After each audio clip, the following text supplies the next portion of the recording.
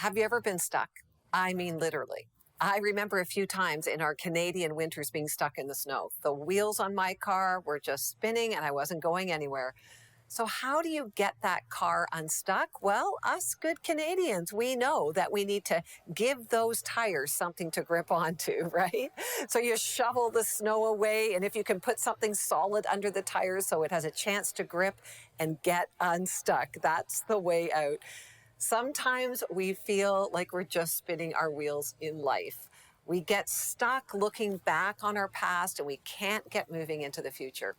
We get stuck in a thought pattern or an emotional state that leaves us paralyzed. So how do we get unstuck? How do we stop spinning our wheels? Well, in the book of Zechariah, we find the Israelites disillusioned with the rebuilding of the temple. They were stuck. They had returned from exile in Babylon 20 years earlier, and although they knew what they were supposed to do, they were stuck. They were stuck looking back on what was. They struggled to believe that rebuilding was even possible. And what kept them stuck was that, well, they allowed the past to have more power than the present. They had given up on their hopes and dreams for a future.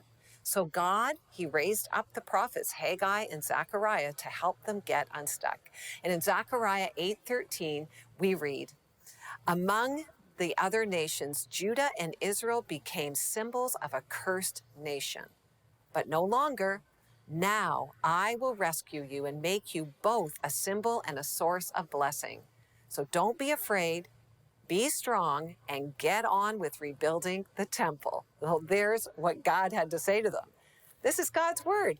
And to those who are feeling stuck today, this is for you. Don't look back. Don't let your past, the good, the bad, or the ugly, have more power than the present. God says, I will rescue you, and more than that, I'll make you a blessing. I've got good things for your future. So God is willing to help you get unstuck.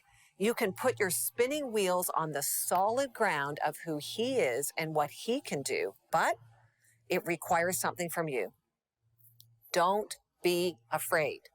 Be strong and get on with it. You have to give your fear to God and get on with whatever He told you to do, believing He is with you and your future is promising. So what keeps you stuck? Will you give God your fear? Stop focusing on the past and get on with whatever He asks of you?